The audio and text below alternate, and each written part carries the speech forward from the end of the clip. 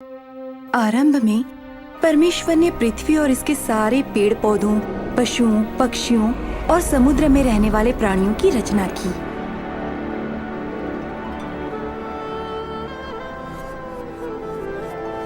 मिट्टी से उन्होंने पहले आदमी को बनाया और उसके नथनों में जीवन का श्वास फूंका। पहला आदमी आदम कहलाया। परमेश्वर ने कहा, आदमी के लिए अकेला रहना अच्छा नहीं, मैं इसके लिए एक योग्य साथी बनाऊंगा। इसलिए परमेश्वर ने आदम की एक पसली ली और उससे उन्होंने स्त्री की रचना की, जिसका नाम हव्वा था। उसे सिर से नहीं बनाया कि वो उस पर शासन, पैर से नहीं बनाया कि वो उसके द्वारा रौंदी जाए, उसकी बगल में से, ताकि उसे सुरक्षा मिले, और दिल के पास से, ताकि उसे प्यार मिले। प्रेम के परमेश्वर ने पुरुष और स्त्री को परमेश्वर के चरित्र को प्रकट करने के लिए और उनके साथ मिलजुल कर रहने के लिए बनाया। उन्होंने उन्हें अपनी सारी सृष्टि पर शासन करने का अधिकार दिया। आदम और हव्वा परमेश्वर की उपस्थिति में एक सुंदर बगीचे में रहते थे, जिसे परमेश्वर ने उनके लिए बनाया था। परमेश्वर उनके साथ बाग में घूमते थे और बात करते थे, और वहाँ कोई दुख नहीं था, शोषण नहीं था और मृत्यु भी नहीं थी। परमेश्वर ने आदम से कहा, तू बाग के सब वृक्षों के फल खा सकता है, सिवाय भले या बुरे ज्ञान के वृक्ष के फल के।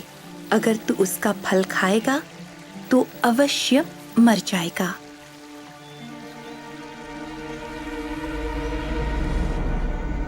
लेकिन एक दिन शैतान ने हव्वा को बहकाया।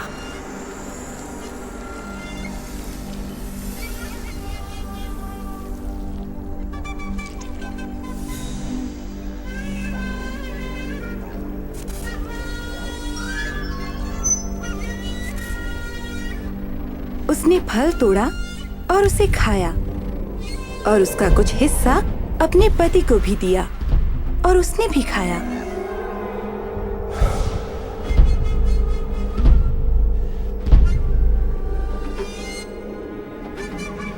आदम और हव्वा के आज्ञा तोड़ने के शर्मनाक काम से बगीचे की शांति भंग हो गई। स्त्री पुरुष के बीच का मेल और परमेश्वर और उनके बीच का मेल भी खत्म हो गया। आदमी को एक पीड़ादायक जीवन जीने का श्राप मिला, और स्त्री को संतान उत्पन्न करते समय की पीड़ा सहने का और पति द्वारा शासित होने का श्राप मिला।